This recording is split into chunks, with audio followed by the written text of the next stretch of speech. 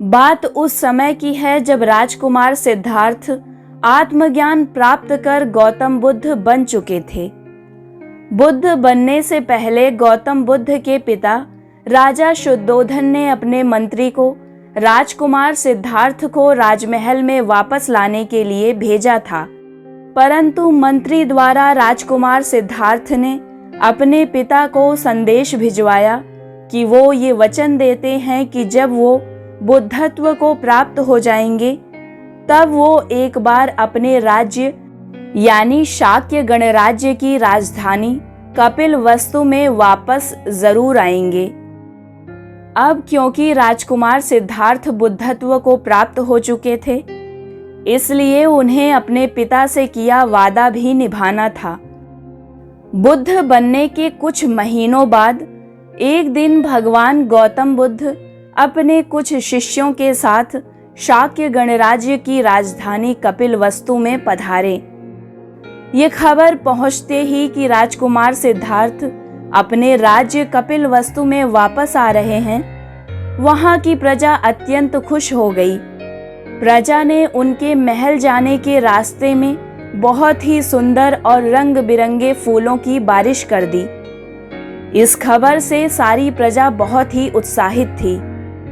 लेकिन जब बुद्ध राजमहल में पधारे तो कुछ लोगों को उनके वापस आने से ईर्ष्या भी थी, जैसे कि उनका चचेरा भाई देवदत्त, और कुछ लोगों को उनसे बहुत सारी शिकायतें भी थी, जैसे उनके पिता राजा शुद्धोधन और उनकी पत्नी यशोधरा। राजमहल में पधारने के बाद कुछ लोगों ने तो उनका मजाक भी बनाया कि वो कैसे आधी रात को अपनी सारी जिम्मेदारियों को छोड़कर चले गए। उनके पिता ने भी अपने मन की भड़ास निकाली और कहा कि ये क्या, राजकुमार होने के पश्चात भी हाथ में भिक्षा पात्र लिए यहाँ वहाँ भटकते फिर रहे हो। पत्नी यशोधरा ने भी सालों से अपने अंदर जो क्रोध पाल रखा था, उन्होंने भी वो सारा क्रोध, सारी शिकायतें बुद्ध के सामने रख दिया। लेकिन कुछ समय बाद सभी ये समझ चुके थे कि अब जो इंसान उनके सामने खड़ा है वो राजकुमार सिद्धार्थ नहीं बल्कि कोई और ही है। ऐसा इंसान जिसे कोई बंधन बांध नहीं सकता, जो सभी चीजों से मुक्त और पूर्ण रूप से स्थिर और शांत है। बुद्ध की महानता को महसूस करने के बाद राजा शुद्धोधन ने राजमहल में एक सभा बुलाई ताकि सभी लोग गौतम बुद्ध से मिलकर अपने प्रश्न पूछ सकें। राजसभा पूरी तरह से भरी हुई थी क्योंकि सभी लोग बुद्ध से कोई न कोई प्रश्न जरूर पूछना चाहते थे, क्योंकि सभी के मन में कई तरह के प्रश्न थे। उस सभा में शाक्य गणराज्य के सभी मंत्री, गणराज्य के सारे बड़े व्यापारी, सारे राजघराने के लोग और स्वयं राजा शुद्धोधन भी उपस्थित थे। लोगों ने अपने अपने प्रश्न और तमाम तरह की अपनी शिकायतें बुद्ध के सामने रखीं और बुद्ध बड़ी ही विनम्रता पूर्वक उन सब के प्रश्नों का उत्तर दे रहे थे। तभी शाक्य गणराज्य के एक मंत्री ने गौतम बुद्ध से प्रश्न किया कि राजनैतिक जीवन में अर्थात प्रजा का शासन करने में आपका मार्ग हमें कैसे जागृत कर सकता है। बुद्ध ने उत्तर दिया, शासन ना करके। बुद्ध की बात सुनने के बाद उस मंत्री ने कहा, मैं कुछ समझा नहीं, कृपया विस्तार से समझाएं। बुद्ध ने कहा, पहला भाव जो आपको अपने अंदर से खत्म करना है वो है आपका अपना शासक भाव, और जो भाव आपको अपने अंदर जगाना है वो है मैत्री, पिता और माता का भाव। गौतम बुद्ध ने आगे कहा कि अपने पूर्वजों और खुद के किए कर्मों के परिणाम स्वरूप अगर आप राजा बने हैं तो वो सिर्फ इसलिए कि आप अपनी प्रजा की आंखों के आंसू पोंछ सकें, उनके दुखों को कम कर सकें, उनको खुश रख सकें। यही कार्य आप सब अपने घर में हर दिन करते हैं पिता बनकर, तो फिर आप सब यही कार्य शासक बनकर क्यों नहीं करते। क्योंकि आप खुद को प्रजा से अलग समझते हैं। इसीलिए आप सब पूछ रहे हैं कि एक जागृत शासक कैसे बने। लेकिन ये प्रश्न आपने तब नहीं पूछा था जब आप पिता बने थे कि हम कैसे पिता बने, क्योंकि वहाँ अपनत्व का भाव है। तो इसी भाव को और विस्तृत करें कि सभी अपने हैं, सभी के दुख अपने हैं। सबको न्याय और खुशी देने का ये जो अधिकार आप सबको प्राप्त हुआ है, इसे व्यर्थ ना गंवाएं। शारीरिक रोगों और मानसिक दुखों से तो हर इंसान पीड़ित है, पर आप सामाजिक न्याय देकर उनके जीवन को सुखमय तो बना सकते हैं। अपने प्रश्न का ऐसा उत्तर सुन वो मंत्री खुश होकर कहता है, मैं इस पल को कभी भूल नहीं सकता, क्योंकि आपने मुझे अद्भुत ज्ञान दिया है।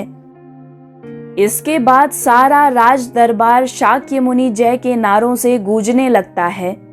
नारों की गूंज शांत होने के बाद एक दूसरा मंत्री खड़ा होकर बुद्ध से कहता है, आप स्वयं शाक्य गणतंत्र के महाराज बनकर हमारा नेतृत्व करें तो जन जन का कल्याण होगा महात्मा। इसके बाद राज्य का एक बड़ा व्यापारी खड़ा होकर कहता है, आप शाक्य के महाराज बनकर हमें धन्य करें शाक्य मुनि बुद्ध। इसके बाद सारे राज दरबार में ये आवाजें उठने लगती हैं कि आप महाराज बने तो शाक्य गण की वृद्धि हो, आप हमारा नेतृत्व करें, आप हमारे राजा बने। पूरे राजमहल के कोने कोने से यही बातें सुनाई देने लगीं कि बुद्ध, आप हमारे राजा बने और हमारा मार्गदर्शन करें। पूरे राज दरबार में इस तरह की बातें होते देख राजा शुद्धोधन अपने सिंहासन से उठ खड़े हुए और कहते हैं, आप इस राज सिंहासन के योग्य हैं। मैं इसी क्षण आपको कपिलवस्तु का महाराज घोषित करता हूँ। अपने पिता और राज दरबारियों की बातें सुनने के बाद गौतम बुद्ध कहते हैं, आभार आपका कि आप सब लोग मुझे शाक्य गणराज्य का महाराजा बनाना चाहते हैं, प्रजा का हित करना चाहते हैं। लेकिन क्या आप लोग ये नहीं चाहते कि मैं इसी प्रकार समस्त मानव जाति का कल्याण करूं? यदि मैं शाक्य गणतंत्र का महाराजा बना तो मैं केवल शाक्य गणतंत्र तक ही सीमित रह जाऊंगा, परंतु अब समस्त मानव जाति मेरी है, मैं समस्त मानव जाति का हूँ। मैं हर राजा, हर सम्राट से मिलूंगा, उन्हें धर्म के मार्ग का पालन करते हुए राजनीति करने को कहूँगा। अपनी ये बात कहते हुए गौतम बुद्ध ने अपने पिता से राजमहल से जाने की आज्ञा मांगी और फिर राजा शुद्धोधन की आज्ञा पाकर बुद्ध राजमहल से बाहर निकल जाते हैं।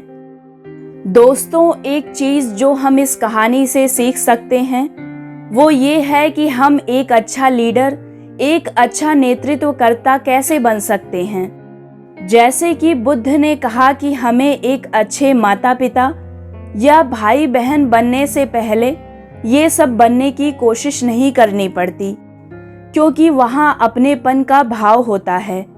हम एक दूसरे के दुखों को अपना दुख समझते हैं, दूसरों की भावनाओं को समझने की कोशिश करते हैं और इसलिए हम एक अच्छे माता पिता और भाई बहन बन पाते हैं।